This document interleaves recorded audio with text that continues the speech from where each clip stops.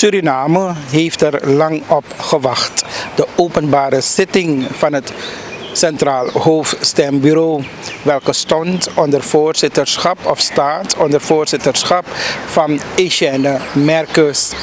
De presentaties van de verkiezingsuitslag van 25 mei 2020 werd gehouden in Sanabudaya en dat in aanwezigheid van vertegenwoordigers van de verschillende politieke partijen als ook de media. Hoe men te werk is gegaan? Nou, de kiesdistricten, de uitslagen werden één voor één bekendgemaakt. En in TBN, Prime Alert van vandaag, krijgt u de presentatie van de DNA. Hoe er gestemd is geworden op 25 mei 2020, hoeveel partijen hebben gehaald en wie uiteindelijk gekozen is geworden. Er zijn er ook vanuit kiezers, want die mogelijkheid werd toen geboden om ook dan hun bezwaren in te dienen. Zo zijn er dan 3 bezwaren ingediend. Het CHS die neemt het mee in hun rapport, welke uiteindelijk wordt aangeboden aan de president, aan het onafhankelijk kiesbureau en aan de Nationale Assemblée. We voeren nu naar de openbare zitting van het Centraal Hoofdstembureau met beelden van Raj Mahango. Mag ik u alvast allen van harte welkom heten. OKB, vertegenwoordigers van OKB, directeur kabinet-president, voorzitter hoofdstembureaus, vertegenwoordigers van de politieke partijen, de pers. Dames en heren, goedemorgen. Voor we verder gaan met het programma, zijn er enkele huishoudelijke mededelingen. De pers. U wordt verzocht om tijdens de openbare zitting van vandaag niet door de zaal heen te lopen. We hebben speciaal voor u een mooie ruimte gecreëerd. Na de openbare zitting is er ruimte voor foto en andere dingetjes. Mijn kant geachte aanwezigen, met inachtneming van alle wettelijke voorschriften en het naleven van de particuliere verplichtplegingen, heet ik u dus nogmaals van harte welkom. De wettelijke taak van het Centraal Hoofdstembureau betreffende het vaststellen van de uitslag van de verkiezingen, kiesregeling artikel 128, is dit jaar onder uitdagende omstandigheden op een verantwoordelijke manier voltooid. Ik wil in dit verband benadrukken dat de leden van het Centraal Hoofdstembureau, en het is niet overdreven als ik zeg, met gevaar voor eigen leven, vanaf dinsdag tot met zondagavond op maandag om 2 uur 's nachts doorgewerkt hebben om wat volgt straks aan u te kunnen presenteren.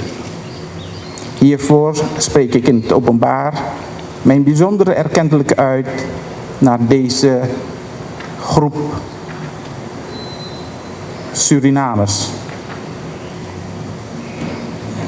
We zullen zo aanstonds overgaan tot het bekendmaken van de uitslag van de verkiezingen van 25 mei 2020. Het een en ander is verankerd in hoofdstuk 13 van de kiesregeling. Voor alle duidelijkheid en eenduidigheid van interpretatie merk ik op dat de processenverbaal van de 10 hoofdstembureaus de bron, de basisinformatie zijn waarmee wij gewerkt hebben.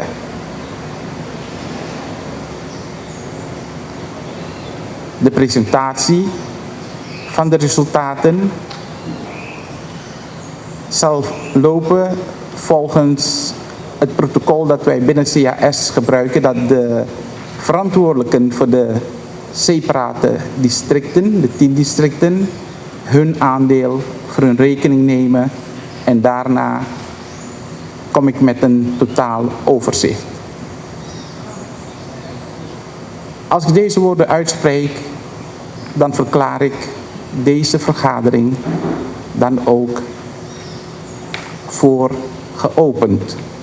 Ik verzoek de vertegenwoordiger van Paramaribo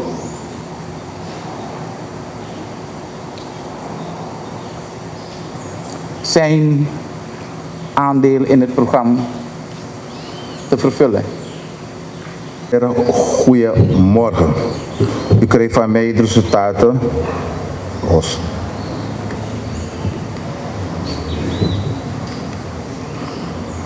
U kreeg van mij de resultaten van kieskring 1, dus Paramaribo.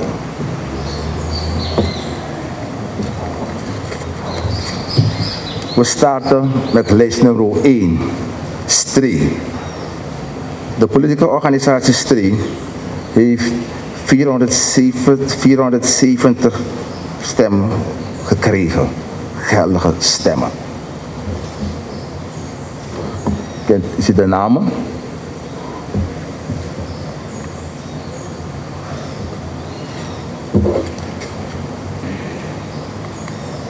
We gaan naar kieskring 1 Paramaribo, lijst 2, dat is de SPA. De SPA heeft gekregen 363 stemmen.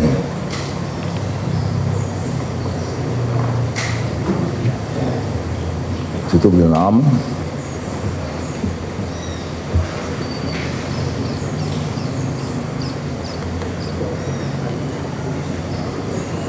We gaan naar een technisch probleempje.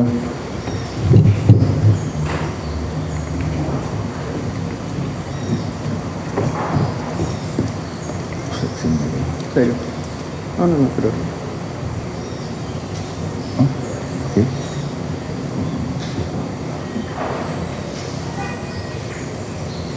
Okay. Ja. Verontschuldiging voor de onderbreking. We gaan naar lijst 3. De politieke organisatie PL. PL heeft... Op de politieke organisatie PL zijn er uitgebracht 2616 geldige stemmen.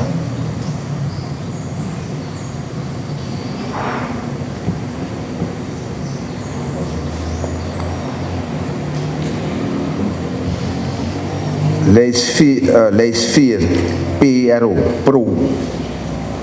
De politieke organisatie heeft verkregen 749 geldige stemmen.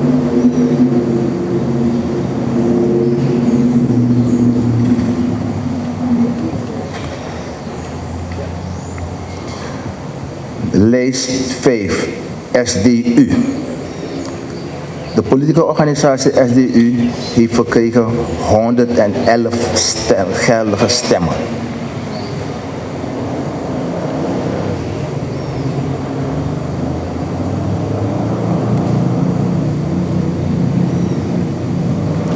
Lijst 6, A20.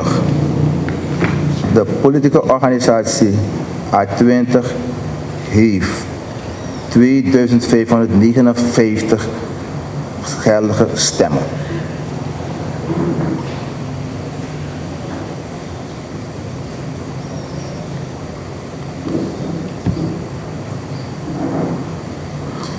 Lijst 7, DA91. De politieke organisatie DA91 heeft verkregen 414 geldige stemmen.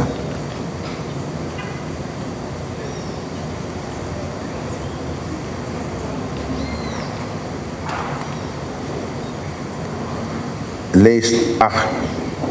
De politieke organisatie NDP heeft 29.495 geldige stemmen verkregen.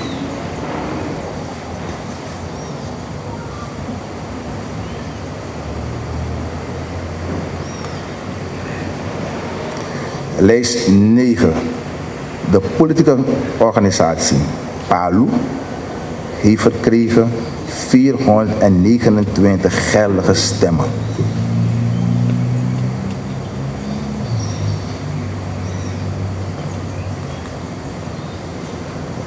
Lijst 10. De politieke organisatie DOE heeft verkregen 1657 geldige stemmen.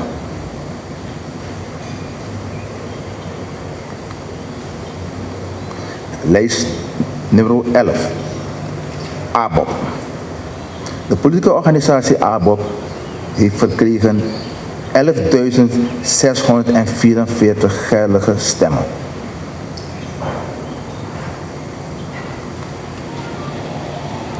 Lijst 12. De politieke organisatie VHP heeft verkregen 38.780 geldige stemmen.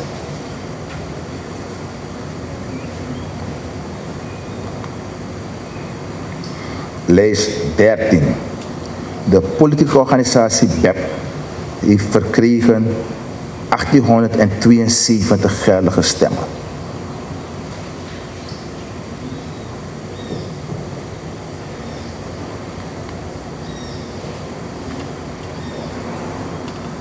Lijst 14. De politieke organisatie VVD heeft verkregen 226 geldige stemmen.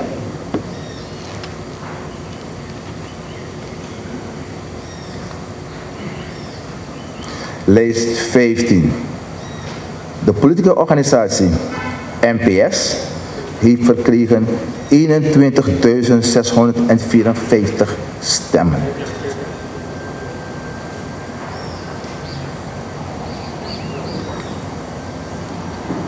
Lijst 16. De politieke organisatie HVB heeft verkregen 2571 geldige stemmen.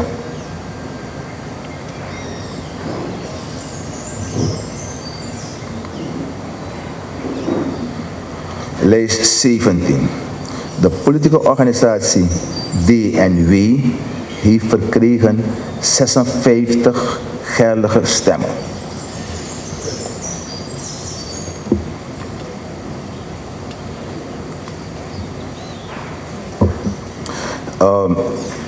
En eigenlijk een resume van de geldige stemmen. Is het daar?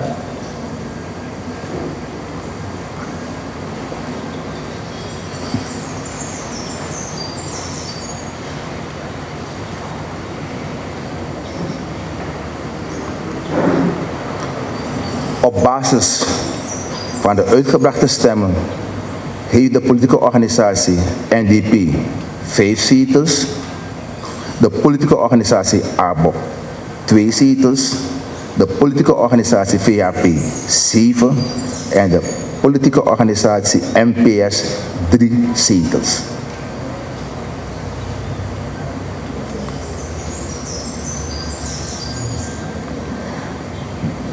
De verkozenen, of de gekozenen voor de Nationale Assemblée in kieskrijk 1 Paramaribo zijn Belfort, politieke organisatie ABOP, Binda, politieke organisatie VHP, Bouterse, politieke organisatie NDP, BOVA, politieke organisatie NDP, Dijksteel, politieke organisatie VHP, Etnel, politieke organisatie NPS, Matura, politieke organisatie VHP, Misikaba, politieke organisatie NDP, Nur Mohammed, politieke organisatie VHP, Parmisser, politieke organisatie NDP, Plein, de politieke organisatie NPS, Rusland, de politieke organisatie NPS, Sampi, de politieke organisatie ABOP, Sharman, politieke organisatie VHP, Simons, politieke organisatie NDP, Van Amson, de politieke organisatie VHP en Wang, politieke organisatie VHP. U ziet, geel geasset, dat geeft aan zijn degenen die bij voorkeur zijn gekozen. Dat zijn Bouterse NDP, Matura VHP en Rusland NPS. Dat was het voor Paramaribo, de DNA-zetels verdeling. Dank u voor uw aandacht. Wij vragen nu de vertegenwoordiger van Wanica. Die staat er. Dat is de heer Friese. Op basis van de stemmen op hun uitgebracht zal ik nu verder op ingaan. Op lijst nummer 1, de politieke organisatie PRO, waren er 7 kandidaten met een totaal van 300 stemmen.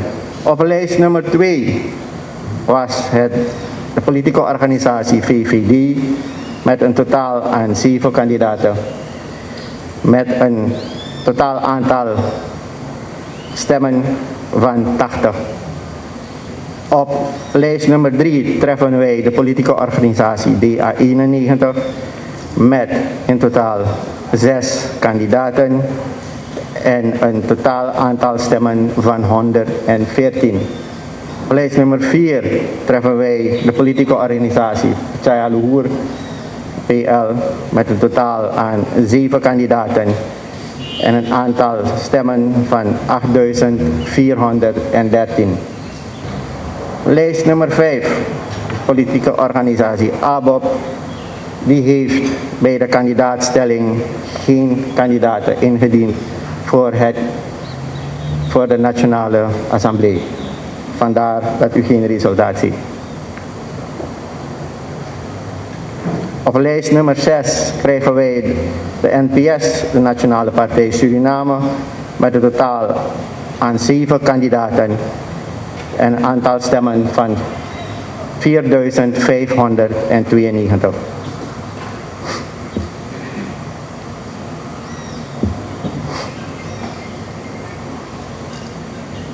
Op lijst nummer 7 krijgen wij de politieke organisatie SDU met 6 kandidaten en een totaal aantal stemmen van 108.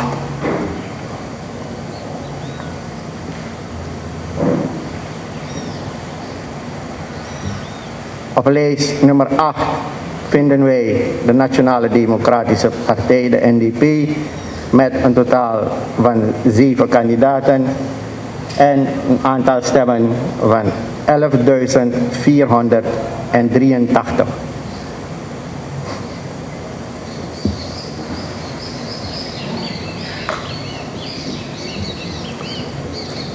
Op lijst nummer 9 krijgen wij de politieke organisatie De Nieuwe Wind met 1 kandidaat en dus een totaal van 14 stemmen.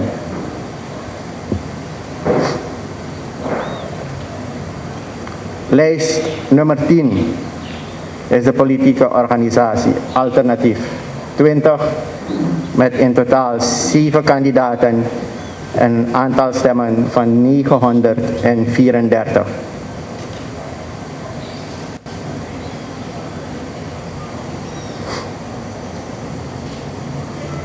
Op lijst nummer 11 hebben wij de politieke organisatie HVB met een totaal aan 7 kandidaten en een aantal stemmen van 1390.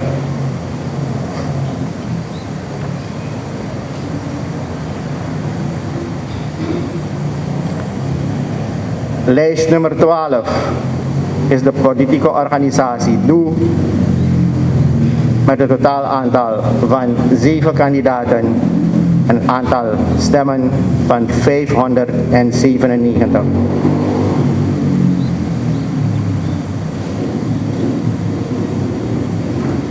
Op lijst nummer 13 vinden wij de politieke organisatie SPA met 7 kandidaten en een totaal aantal stemmen van 198.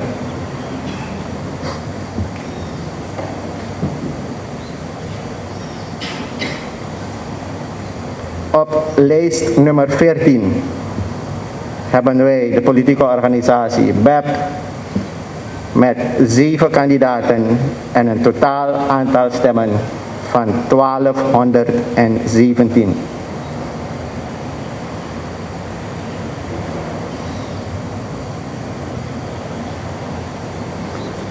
Op lijst nummer 15 vinden wij de politieke organisatie VHP met 7 kandidaten en een totaal aantal stemmen van 41.114.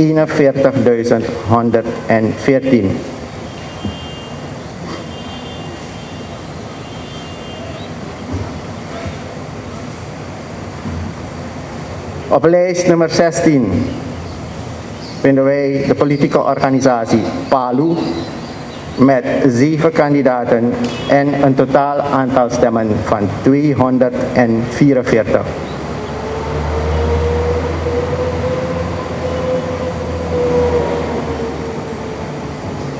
Op lijst nummer 17 vinden wij de politieke organisatie STREE met 7 kandidaten en een totaal aantal stemmen van 146.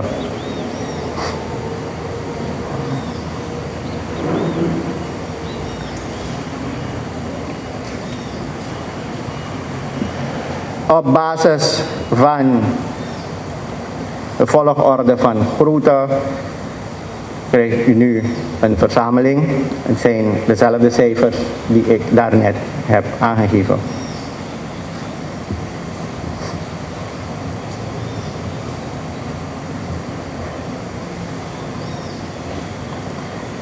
Uitgaande van deze cijfers krijgen wij de volgende verdeling.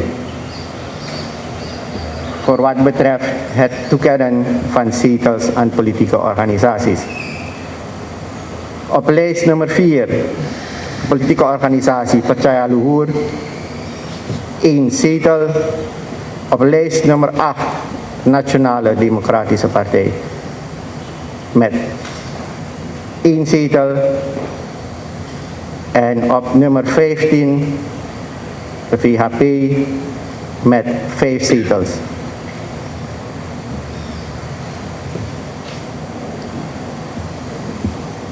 De gekozenen op basis van de voorgaande cijfers en op alfabetische volgorde zijn hierbij als volgt: Adin Michael Ashwin Satyandre van de NDP, Gayadin Assis Kumar van de VHP, Huur Michaela Manuela Quertina gehuwd met Sumar van de PL, Mangre Meta Malti Randiana Reshma gehuwd met Seundendun van de VHP, Murtabat Siddiq Aliman van de VHP, Mohab Ali Mohamed Barkatullah van de VHP, Santoki Chandrika Persat van de VHP. Van deze gekozenen zijn Huur Michaela Manuela Quertina gehuwd met Sumar van de PL, Santoki Chandrika Persat van de VHP, allen bij voorkeur gekozen. Ik dank u voor uw aandacht. Ik de vertegenwoordiger van kiesdistrict Nikeri.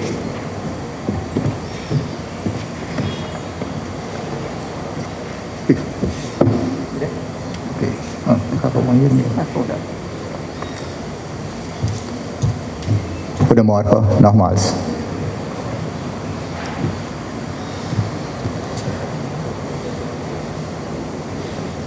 In het kiesdistrict 3, Nikeri, hebben 7 politieke partijen deelgenomen aan de verkiezing. Lijst nummer 1, PL, Percaya Luhur. Totaal uitgebrachte stemmen 1482. Lijst nummer 2, A20. Totaal aantal uitgebrachte stemmen 131.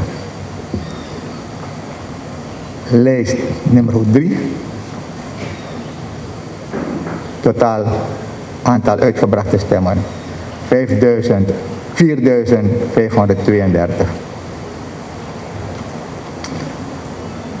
Lijst nummer 4. PHP. Totaal aantal uitgebrachte stemmen 11.783 stemmen. Lijst nummer 5. NPS. Totaal aantal uitgebrachte stemmen 775. Lijst nummer 6. HVB. Totaal aantal uitgebrachte stemmen 952. Lijst nummer 7. DA91. Totaal aantal uitgebrachte stemmen 70. Lijst nummer 8. Surinaamse Partij van de Arbeid. Totaal aantal uitgebrachte stemmen 30. Dit zijn de totalen van de stemmen die uitgebracht zijn. Dan gaan we door. Aan de hand van de stemmen die zijn behaald door de politieke partijen, hebben wij deze zetels toegekend. Lijst nummer 3. NDP, 1 zetel. Op lijst nummer 4, de politieke organisatie VHP, heeft 4 zetels behaald. Dit zijn de namen van de gekozenen in alfabetische volgorde.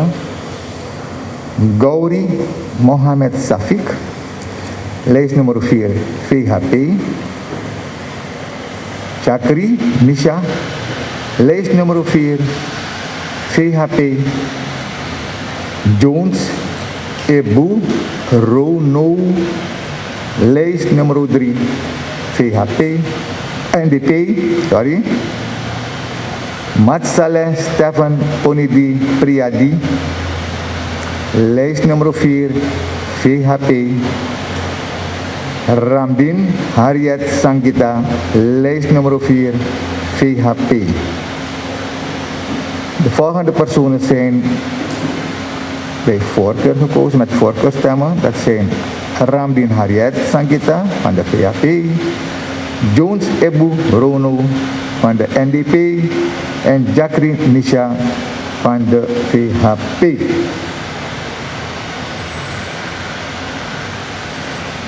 Ik ga door. Ik had 2 districten, ook corona.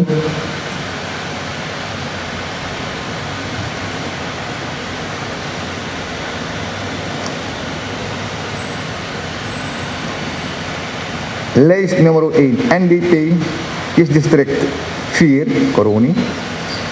Lijst nummer 1, NDP, totaal aantal uitgebrachte stemmen 919. Lijst nummer 2, VHP, totaal aantal uitgebrachte stemmen 51. Lijst nummer 3, A20, totaal aantal uitgebrachte stemmen 7. Lijst nummer 4, de Palu, totaal aantal uitgebrachte stemmen 147. Lijst nummer 5, PRO, totaal aantal uitgebrachte stemmen 19. Lijst nummer 6, de ABOP, totaal aantal uitgebrachte stemmen 88.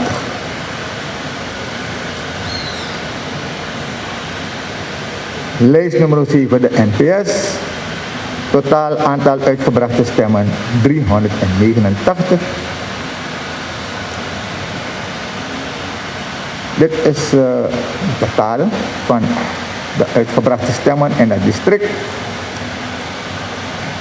De bepaling van het aantal behaalde zetels In DNA, in het kiesdistrict 4 Coroni, de NDP 2 zetels.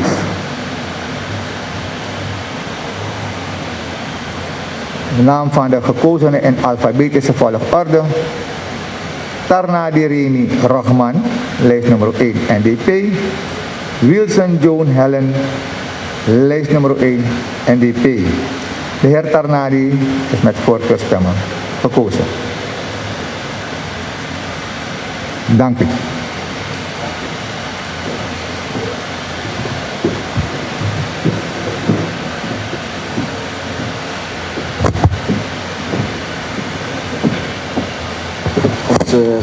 Onze vertegenwoordiger van Saramacca, Anouska Ramdani, die krijgt nu het woord.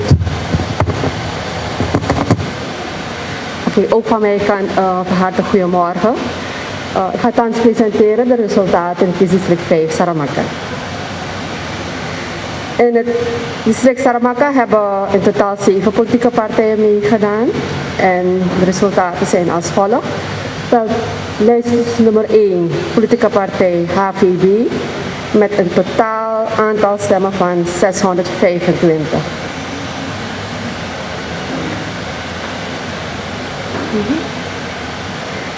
Lijst nummer 2, de NDP, met een totaal aantal stemmen van 3044.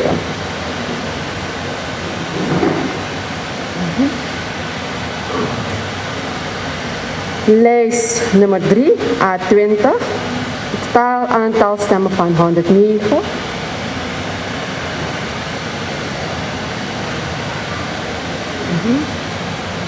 Lijst nummer 4, PL, met een totaal aantal stemmen van 439.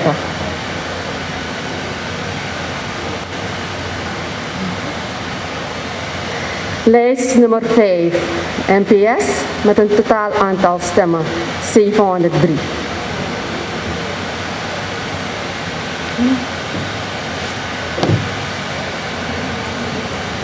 Lijst nummer 6, PHP, met een totaal aantal stemmen van 5775.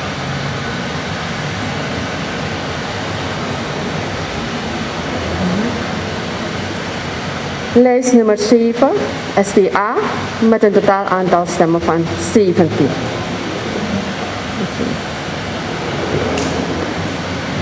Hier hebben we de resultaten in volgorde van groot naar klein.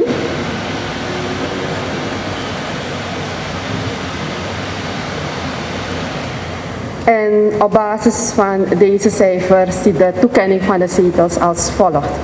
Lijst nummer 6, de VHP, aantal zetels 2. En lijst nummer 2, de NDP, aantal zetels 1.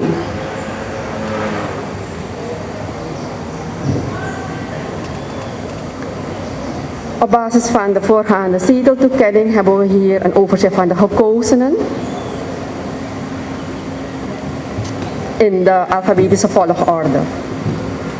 Debbie Rajendra Kumar, dat is van de VHP. Jogi Mahendra Kumar, ook van de VHP. Lal Bihari Jayant, dat is van de NDP. In geel gehighlight hebben we dus de heren Jogi Mahendra Kumar van de VHP en Lal Bihari Jayant van de NDP. Die zijn bij voorkeur gekozen. Voor de verkiezing van 4 afgevaardigden van Commonwealth naar de Nationale Assemblée hebben 10 partijen kandidatenlijsten ingediend. Stree, lijst nummer 1 kandidaat, 84 stemmen. Lijst 2, ja, 91, 2 kandidaten, 45 stemmen. Lijst 3, VAP, 4 kandidaten, 8.226 stemmen.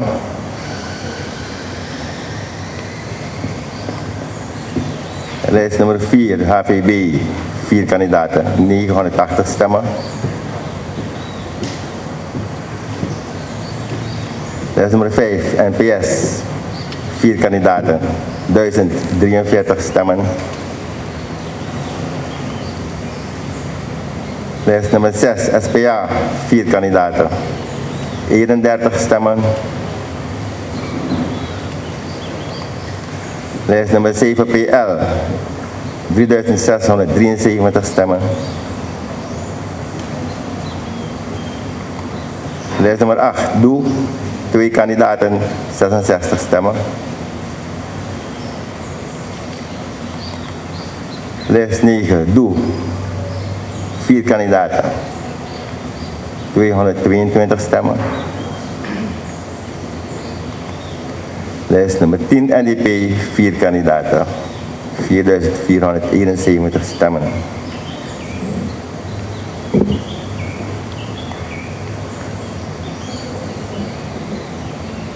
U heeft hier een overzicht van de behaalde stemmen, gesorteerd van hoog naar laag.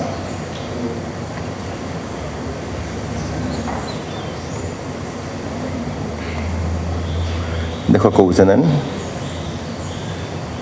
VAP heeft 2 zetels, NDP 1, PL 1.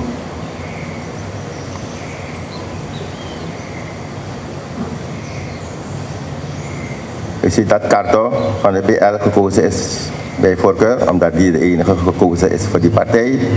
De partij heeft 1 zetel toegewezen gekregen en dat gaat ook voor Sadi van NDP. De partij heeft 1 zetel toegewezen gekregen, dus die gaat naar de persoon met de meeste, de kandidaat met de meeste behaalde stemmen. De CAS-vertegenwoordiger, wij zeggen de liaisonpersoon van dat district. Dat er geen misverstanden daarover gaan bestaan. Ik vraag nu de vertegenwoordiger, de liaisonpersoon van Marowijnen, de heer Luciano. Ook van mijn kant en van harte goedemorgen iedereen. In het district Marowijnen hebben 10 politieke partijen geparticipeerd aan de verkiezingen. Lijst 1, de BEP.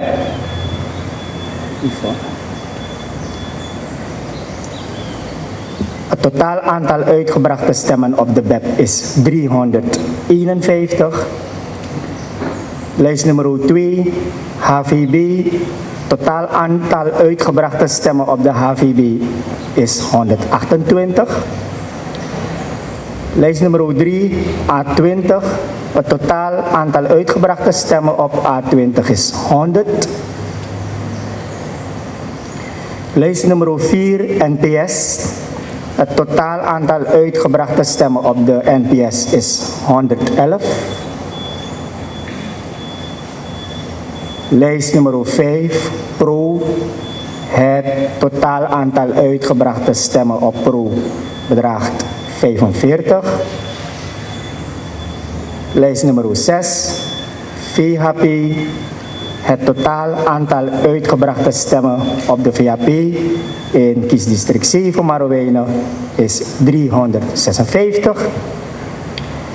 Lijst nummer 7, SPA. Het totaal aantal uitgebrachte stemmen op de SPA is 14. Lijst nummer 8, ABOP. Het totaal aantal uitgebrachte stemmen op de ABOP is 5476. Lijst nummer 9, VVD. 1 kandidaat. Het totaal aantal uitgebrachte stemmen is 13. Lijst nummer 10, de NDP. Het totaal aantal uitgebrachte stemmen op de NDP is 1983. Hier heeft u een overzicht van het totaal aantal uitgebrachte stemmen op de 10 verschillende politieke partijen, gerangschikt van hoog naar laag, in kiesdistrict 7 Marowijnen. Ik hoop niet dat het te snel gaat. Het lukt nog steeds toch? Prachtig. Op basis van het totaal aantal uitgebrachte stemmen in kiesdistrict 7 Marowijnen is de zetelverdeling als volgt. De ABOP heeft 2 zetels behaald en de NDP 1 zetel. En de gekozenen in alfabetische volgorde in kiesdistrict 7 zijn B. Marinus van de ABOP, Brunswijk Ronnie van de ABOP, en Sabayo Claudie Andrea van de NDP. De twee gekozenen zijn bij voorkeur binnengekomen, te weten Brunswijk Ronnie van de ABOP en Sabayo Claudie Andrea van de NDP. Dames en heren, mag ik u thans voorhouden en bekendmaken de resultaten voor de Nationale Assemblée in kiesdistrict 8, Para. Waarbij 12 politieke organisaties hebben deelgenomen en kandidaten voorgedragen. Ik hou u voor de resultaten van de politieke organisatie BEP. Die heeft 296 stemmen behaald. Vervolgens de organisatie DOE. Die heeft 39 stemmen behaald. Daarna de organisatie HVB. Die heeft 606 stemmen behaald. Lijst nummer 3, pardon. HVB. Lijst nummer 4, de VVD, heeft 30 stemmen behaald. Lijst nummer 5, de politieke organisatie A20, heeft 372 stemmen behaald. De politieke organisatie PRO heeft vervolgens 393 stemmen behaald. Lijst nummer 6. Lijst nummer 7, de politieke organisatie ABOP, heeft 2148 stemmen behaald. Lijst nummer 8, politieke organisatie SPA, heeft 85 stemmen behaald. De politieke organisatie DA91 heeft vervolgens 16 stemmen behaald. En de politieke organisatie VHP heeft 1693 stemmen behaald. De politieke organisatie NPS, lijst nummer 11, heeft 1870 stemmen behaald. Lijst nummer 12, de laatste politieke organisatie, heeft de NDP heeft 5114 stemmen behaald. Oeps, ja, daar is het. Ik presenteer u thans het overzicht van het aantal geldige stemmen per politieke organisatie, gerangschikt naar de organisatie met de meest behaalde stemmen en vervolgens de overige politieke organisaties met hun resultaat.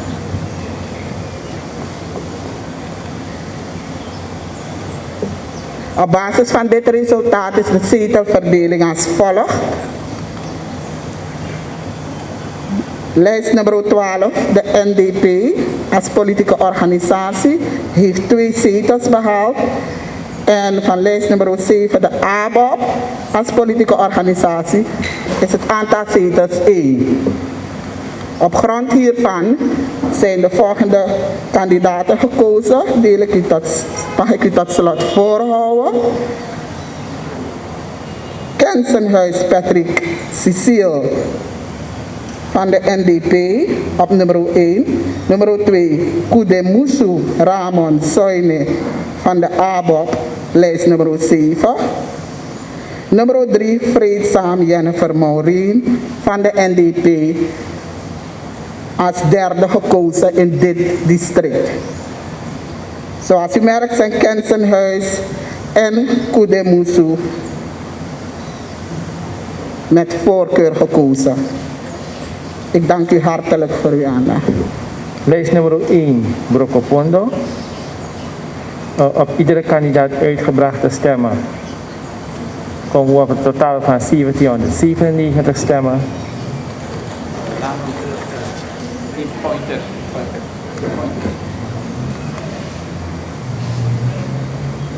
Met kandidaat Akimboto Sergio aan top. Lijst nummer 2, VHP. Totaal aantal uitgebrachte stemmen 97.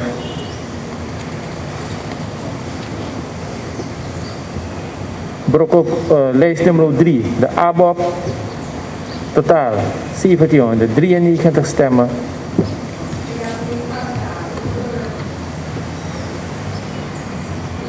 VHP zijn we al voorbij. Ik ga te snel, zie ik. Totaal 97 stemmen. Dit is dan de ABOP met 1793 totaal uitgebracht. Lijst nummer 4, de NPS. Totaal aantal uitgebrachte stemmen 357. Lijst nummer 5, BEP. Totaal aantal uitgebrachte stemmen 1223. De SPA, lijst nummer 6. 32 totaal aantal uitgebrachte stemmen. A20, lijst nummer 7. 25 stemmen.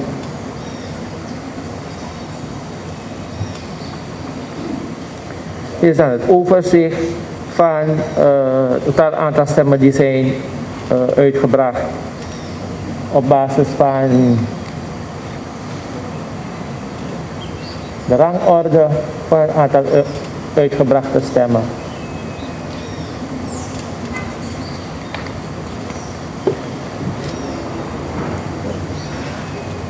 Dit is dan de zetelbepaling. Lijst nummer 1, NDP 1 zetel. Lijst nummer 3, de ABOP 1 zetel. En lijst nummer 5, de BEP, is ook 1 zetel toebedeeld.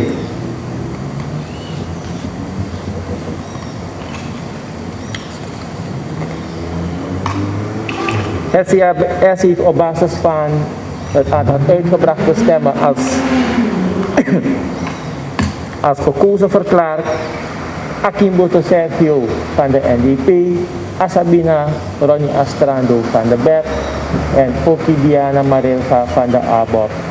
Komt dan ook in aanmerking voor 1 zetel. Dat was Brokopondo. We gaan in sneltrein verder naar kiesdistrict 10, Sipaliwini.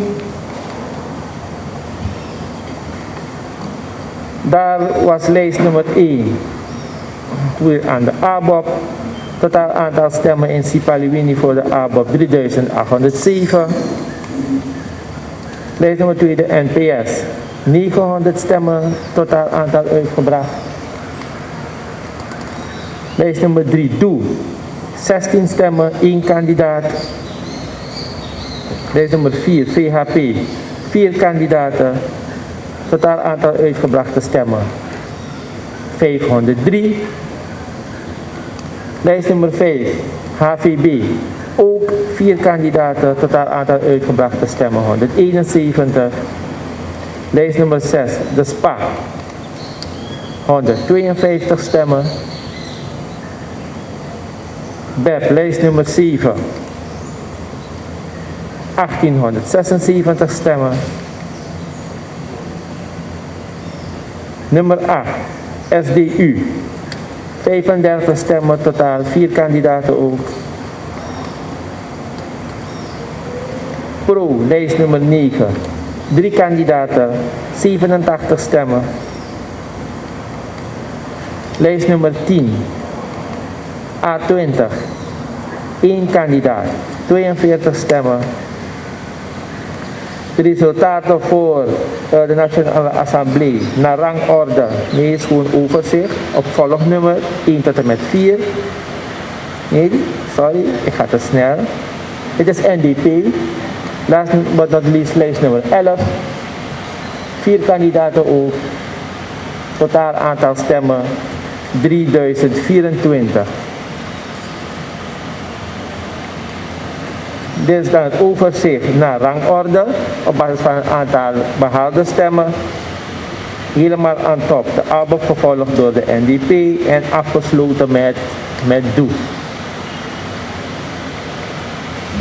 Bij de zetelbepaling is dan aan de ABOP lijst nummer 3 2 zetels toebedeeld, de NDP 1 zetel en de BEP 1 zetel.